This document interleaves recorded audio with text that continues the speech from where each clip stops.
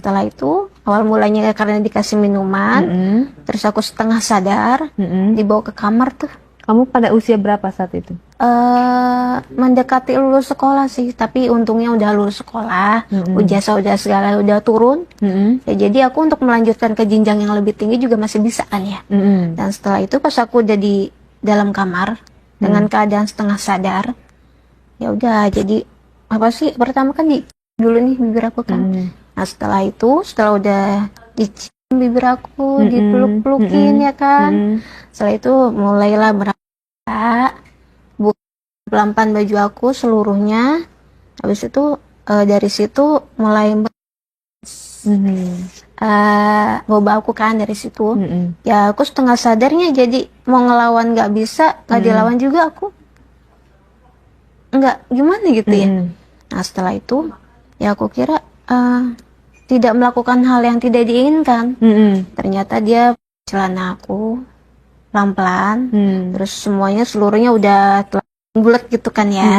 Ya udah dari situ si itunya dimasukin ya kan, masukin ke itu aku.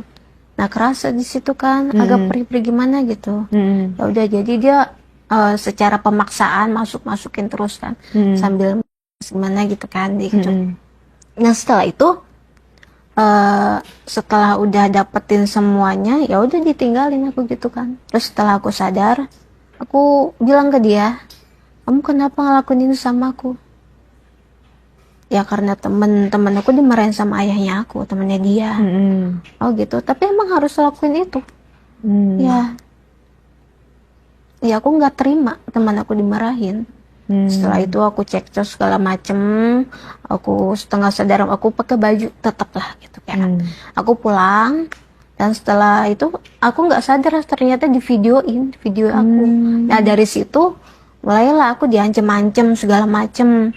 Kalau misalkan aku nggak nurut apa katanya dia, apa maunya pacar aku ini, video itu akan disebarluaskan kan, gitu. Nah habis itu dari situ mulainya ternyata si cowok aku ini besoknya masih minta lagi dengan ancaman videonya yang disebarkan. Ya aku mau nggak mau kan harus turutin apa katanya dia tuh. Pas sudah aku datang ke rumahnya dia, ya udah harus melakukan apa yang dia mau. Lagi sama terus lagi. Kali ini sadar ya? Kalau iya kali ini sadar karena ancaman itu. Ya kan kalau misalkan aku nggak ikutin ancamannya dia, mungkin udah disebarluaskan. Itu udah lama, dan ternyata di situ aku dihamilin beneran sama dia. Aku kira hanya dipakai aja kan. Ternyata ya sudah kayak gitu kan, cuma setelah dihamilin beberapa bulan kemudian, ternyata kan aku 1 bulan kemudian tuh. Nah aku minta pertanggungjawaban sama dia. Terus? Dia minta putus. Lah, terus gimana tuh anaknya? Ya mau nggak mau kan dia harus nikahin aku, cuma dia nggak mau nikahin aku harus mengikuti hawa nafsunya dia. Selama walaupun lagi Iya. Jadi kalau misalkan aku nggak mengikuti hawa nafsunya dia, ya seolah-olah aku harus menjadi cewek yang memang kayak seperti itu. Ya udah aku dari situ kayak pergerakannya dia, berbagai macam gayanya aku ikutin.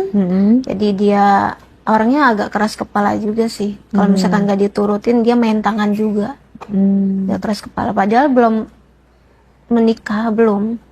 Tapi memang pada akhirnya menikah juga, mau nggak mau kan ya. Nah setelah itu kok makin lama kayak hal-hal yang sebelum karena balas dendam itu terlupakan gitu. Karena pengalaman pribadi itu ya kan ya. Akhirnya jadi aku belajar dari dia juga gimana caranya melakukan hubungan yang akhirnya nikah nggak?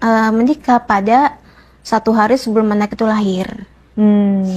Ya aku kejar-kejar terus kan, jadi selama itu ya aku melakukan hubungan itu terus di luar dari kedua orang tua mengetahui itu. Begitu. Jadi dari situ aku tahu caranya gimana caranya merangsang terus hawa nafsunya, terus ya segala macam kayak gitu kan ya. Mulai dari dulu terus meraba dulu gitu kan. Karena waktu itu masih polos-polos ya, masih sekolah, habis kelar sekolah gitu ya. Setelah itu, setelah sudah anaknya lahir, aku harus tetap ini melayani dia, tapi sudah status menikah waktu itu. Setelah aku dicerai sama mantan suami aku karena dia nggak sayang dan nggak cinta sama aku dan dicampakkan begitu saja. Jadi aku berpikir gimana caranya aku bisa menghidupi anak aku. Dan aku mencoba untuk membuka usaha di salah satu universitas di daerah Jakarta. Ya, aku mencoba untuk menjaga kantin di situ ya. Mudah-mudahan penghasilan aku bisa mencukupi dan menghidupi anak aku. Tapi ternyata setelah aku jalani sama sekali tidak mencukupi. Di situ aku berpikir apa aku menjadi wanita penghidup atau gimana ya? Karena banyak banget yang jajan di tempat aku ini ya kan. Nah, ada satu mahasiswa yang emang aku tertarik dilihat dari matanya kan. Ya udah dari situ karena dia sering jajan, aku layanin dengan rada manis gitu kan. Dia nanya, Mbak ada kopi nggak kan gitu. Oh iya ada gitu kan. Ya udah aku bikin di situ. Nah, aku layanin si Mister H-nya itu, ya udah, ini kopinya kan gitu. Nah, udah minum kopi segala macam, makan, sudah tuh. Nah, habis itu pas dia mau bayar, aku bilang, kamu sering open BA di luar, gitu kan? Open BA juga. Aku pura-puranya bilang, enggak sih, cuma nanya aja, itu pendekatannya kan. Nah, setelah itu, beberapa hari aku tanya lagi, apa Mas masih open BA ya? Ya terus Mas itu bilang iya masih. Pada 2 hari setelah berkenalan itu, ya udah tinggal chat-chatan ya kan, oper-oper kontak dari dia jajan gitu kan, oper kontak, WA segala macem. Ya udah ketemuan tuh di salah satu hotel tersebut. Dia check in, dia yang bayar, semuanya bayar. Pas itu udah masuk, tapi aku nggak izin sama orang rumah, enggak. Dan dia juga mungkin sama pacarnya juga nggak izin tuh gimana, aku nggak ngerti kan.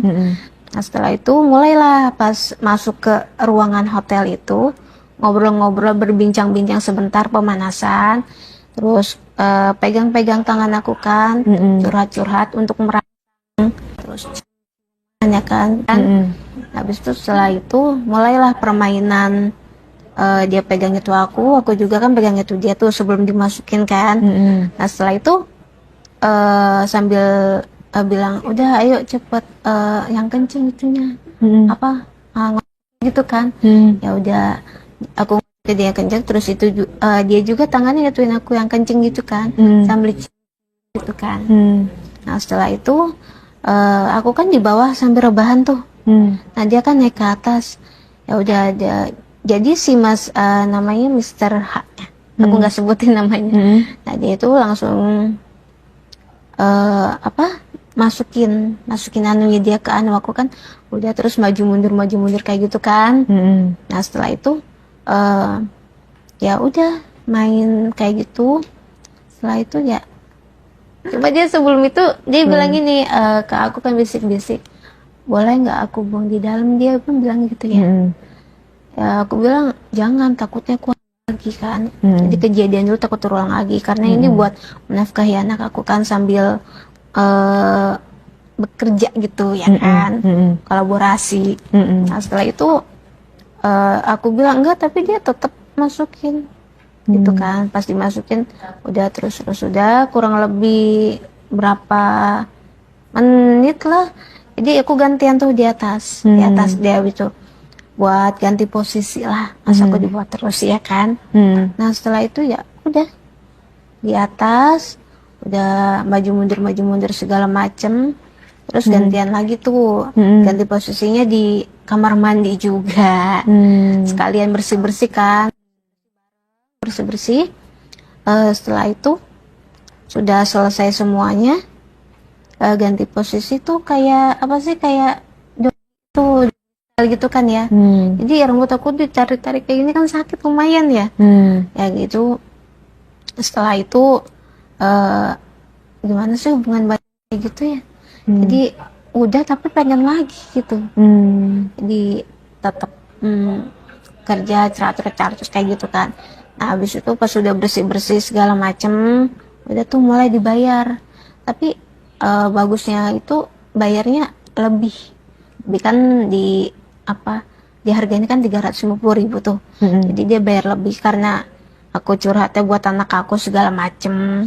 Nah jadi dibayar lebih. Nah udah selesai. Nah terus lanjut lagi tapi dengan orang yang berbeda juga tuh. Selanjutnya keesokan harinya ya sama seperti biasa, aku buka usaha juga, buka kantin gitu kan. Cuma kali ini kok agak sepi.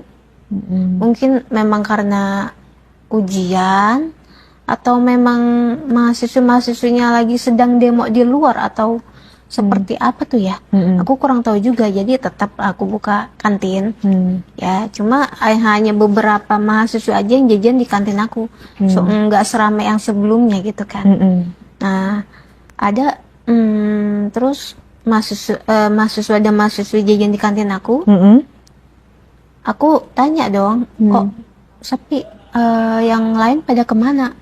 Katanya kan ada yang sebagian demo, ada yang sebagian juga ada urusan di luar karena pelajaran apa ya namanya ya, nggak tahu lah, katanya begitu ya kan mak, pelajaran kuliah gitu. Oh begitu, kata aku kan gitu.